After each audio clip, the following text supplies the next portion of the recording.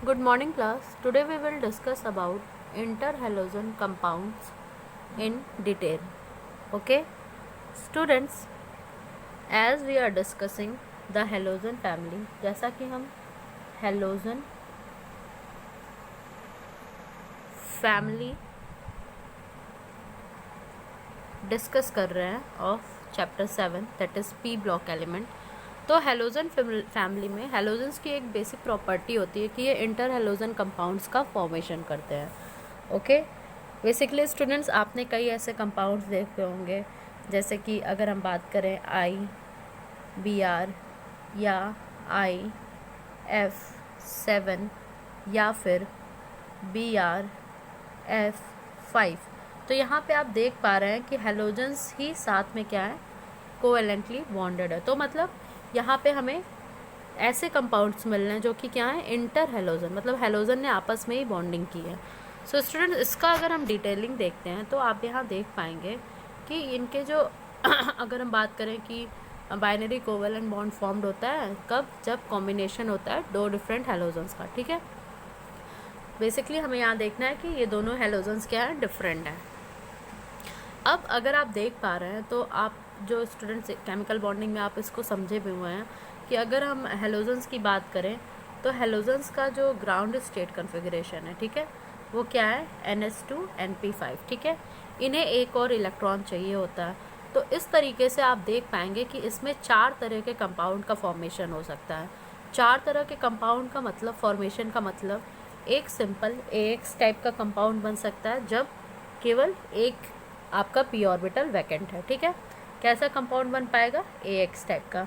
जैसे कि आप एग्जांपल ले सकते हैं, ClF हो सकता है या BrF हो सकता है या फिर हम कह सकते हैं IBr हो सकता है। ओके, फिर स्टूडेंट जो सेकंड कैटेगरी आएगी वो यहाँ आप देख पाएंगे कि अगर हमने इस एक p इलेक्ट्रॉन को क्या करा दिया, एक्साइट करा दिया। ठीक है, जब ये एक्साइटेड स्टेट में आया, इस p इलेक्ट्रॉन को हमने एक्साइट कराया तो ये यहाँ पे आ गया। ठीक है, डी में वैकेंट डी इसके पास अवेलेबल था। अब इस केस में आप क्या देख पा रहे हैं, 3 वैकेंट स्पेस हो गए हैं। ठीक है, मतलब 3 हाफ फिल्ड इलेक्ट्रॉन है, तो 3 और एटम आ सकते हैं। मतलब जो अनदर टाइप बनेगा वो बनेगा AX3 टाइप का। ठीक है, वो कैसा बनेगा, AX3 टाइप का। तो यहाँ पे स्टूडेंट्स आप देख पाएंगे AX3 में जैसे आप सुनते हैं ClF3 हो गया या फिर BrF3 हो गया। ओके, अगेन स्टूडेंट्स अगर हम तीसरी बात करें तो जब हम इस इलेक्ट्रॉन को भी एक्साइट करा देंगे तो यहाँ पे आप देख पाएंगे 3p एंड 2d, ये सारे क्या है, हाफ फिल्ड हैं। ठीक है, तो यहाँ पे जो है मतलब हेलोजन एटम यहाँ आके पेयर अप कर सकता है। तो यहाँ के केस में जो टाइप बनेगा वो कैसा बनेगा स्टूडेंट्स, टाइप AX5 टाइप के कंपाउंड। ठीक है, अब ये AX5 टाइप के कंपाउंड एग्जाम्पल आप सपोज करिए ClF5 हो गया या BrF5 हो गया। ठीक है, ये कंपाउंड्स फॉर्म हो सकते हैं। एंड लास्ट स्टूडेंट जो इनका टाइप है, अगर हम इस S इलेक्ट्रॉन को भी क्या करें, एक्साइट करा दें तो हमें देखने को मिल रहा है 1s 3p एंड 3d। ठीक है, ये वैकेंट या हाफ फिल्ड आप कह सकते हैं ऑर्बिटल्स हैं। ठीक है, तो इस तरह से अगर हम देखें तो यहाँ पे हमें किस टाइप का मिल सकता है, AX7 टाइप का कंपाउंड मिल सकता है और इसका मेजर एग्जाम्पल आपका यही है IF7। ठीक है, तो इस तरीके से इंटर हेलोजन कंपाउंड्स की हम स्टडी करते हैं। यहाँ पे आप देख पा रहे हैं कैसे ये क्लासीफाई हो रहे हैं। बेसिकली 4 क्लासिफिकेशन ही है, एक AX type, AX3, AX5 and AX7। Now student, यहाँ पे इन सब की अगर आप बात कर रहे हैं, फिजिकल स्टेट दिया हुआ है, मेल्टिंग पॉइंट, बॉइलिंग पॉइंट, ये सारी चीज़ें दी हुई हैं। ये एग्ज़ाम पॉइंट ऑफ व्यू से इतने इंपॉर्टेंट नहीं है, बट जनरली आप इसको एक बार रीडिंग ज़रूर कर लीजिएगा एग्ज़ाम में जाने से पहले। अब देखिए स्टूडेंट्स, अगर हम इन इंटर हेलोजन के नॉमेनक्लेचर की बात करते हैं तो सिंपली ये क्या होते हैं, हेलोजन हेलाइड्स होते हैं। ठीक है, आप हेलोजन की नेमिंग कर देंगे, फिर उसको जो सेकंड होगा उसको एज अ हेलाइड मानेंगे। ठीक है, जैसे कि जब हेलोजन लोअर इलेक्ट्रोनेगेटिविटी का होगा तो उसको हम हेलोजन कहेंगे और जो हायर इलेक्ट्रोनेगेटिविटी होगा उसको हेलाइड कहेंगे। और स्टूडेंट जैसा कि हम जानते हैं डाउन द ग्रुप आपकी इलेक्ट्रोनेगेटिविटी क्या होती है, डिक्रीज होते जाती है। तो अगर आपको यहाँ कंपाउंड दिख रहा है ClF, ठीक है, तो आप जान रहे हैं जैसा कि हमने अभी देखा कि halogen with lower electronegativity is named as halogen, जिसकी लोअर इलेक्ट्रोनेगेटिविटी है उसको हम हेलोजन की तरह ही नाम करेंगे। ठीक है, तो यहाँ पे लोअर इलेक्ट्रोनेगेटिविटी किसकी है, क्लोरीन की, तो इसे हम एज इट इज़ लिख देंगे क्लोरीन, और जो फ्लोरीन है उसकी इलेक्ट्रोनेगेटिविटी हायर होती है क्लोरीन के कंपैरिजन में, तो इसके लिए हम क्या लिख देंगे, फ्लोराइड। और अगर सिंगल है डबल है आप ये भी ध्यान दीजिए, तो सिंगल है तो हम क्या लिखेंगे, मोनो फ्लोराइड। ओके, ऐसे ही स्टूडेंट्स आप और एग्जांपल्स देख सकते हैं, जैसे कि आप यहाँ पे देख पा रहे हैं, अगर BrF3 है, ठीक है, तो BrF3 में भी आप जान रहे हैं Br क्या है, लेस इलेक्ट्रोनेगेटिव है, तो हम इसको हेलोजन की तरह लिखेंगे, मतलब हम यहाँ लिख देंगे ब्रोमीन, और चूँकि 3 फ्लोरीन एटम है तो हम क्या लिखेंगे, ट्राई फ्लोराइड। ओके स्टूडेंट्स, तो इस तरीके से आपको करना है। मेथड ऑफ प्रिपरेशन में आपको सिंपली जानना है कि जो कौन सा कंपाउंड है वो कैसे प्रिपेयर हो रहा है। तो जितने भी इंटर हेलोजन है, अगर हम IF7 को छोड़ दें, ये डायरेक्ट कॉम्बिनेशन से बन जाते हैं, और आप देखेंगे जैसे कि अगर हमें ClF बनाना है तो Cl2F2 का हम रिएक्शन कराएंगे, टेम्परेचर आपको ध्यान देना है 473 केल्विन में, तो 2ClF बन जाएगा। जैसे कि अगर हमें ICl बनाना है तो हम I2Cl2 का रिएक्शन कराएंगे तो हमें 2ICl मिल जाएगा, ठीक है।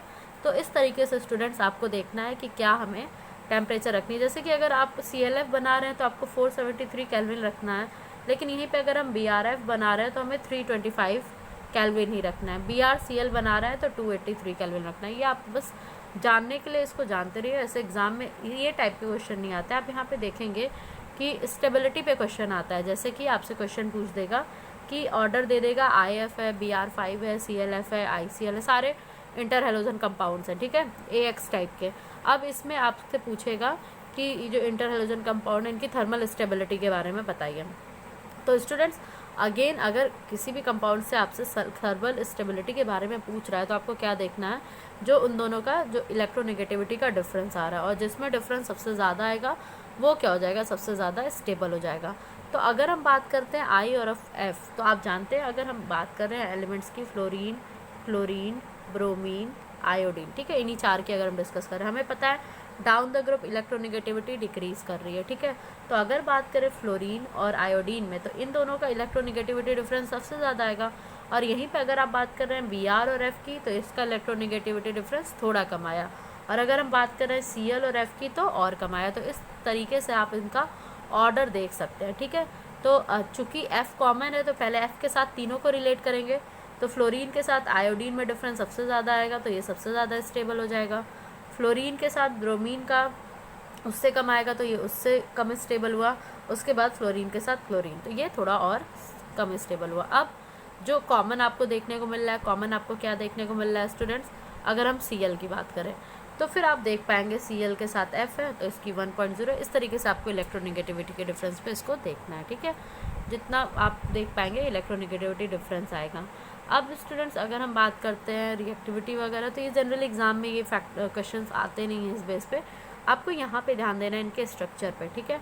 जैसे कि अगर AX टाइप का कंपाउंड हम कोई डिस्कस कर रहे हैं, तो आप यहाँ आपने देखा कि NS2 है और NP5 है, ठीक है, NS2 NP5, और एक आपका सीधे सीधे एक ही बॉन्ड है। तो आप जब इस कंपाउंड को बनाएंगे तो आप देखेंगे कि यहाँ पे 3 लोन पेयर हैं, ठीक है। तो आपने 3 लोन पेयर को इस तरीके से यहाँ पे डेजिग्नेट किया है, और एक ये बॉन्ड पेयर है, ये जो बॉन्ड फॉर्म हुआ है, ठीक है। तो और ये किन के इसके केस में देखने को मिल सकता है, आप देख पा रहे हैं ClF है, BrF है, इन सारे में, ठीक है। तो यहाँ पे हमें sp3 हाइब्रिडाइजेशन मिल रहा है, और इस जो sp3 हाइब्रिड ऑर्बिटल्स हैं ये 3 जो है वो लोन पेयर ऑक्यूपाई कर रहा है, और एक जो है वो आपका बॉन्ड पेयर है, ठीक है। ये इंटर हेलोजन कंपाउंड हो गया। अगर AX3 टाइप के कंपाउंड की बात करें तो यहाँ पे आप देखिए AX3 की बात करते हैं हम लोग, तो AX3 में हाइब्रिडाइजेशन sp3d आ जाएगी। तो sp3d मतलब हमें पता है ट्राइगोनल बाय पिरामिडल हमें दिखाना है, तो यहाँ पे 2 लोन पेयर और ये X जो बॉन्डिंग है, ठीक है, और 2 जो बॉन्डिंग पेयर हैं वो अबव द प्लेन और बिलो द प्लेन।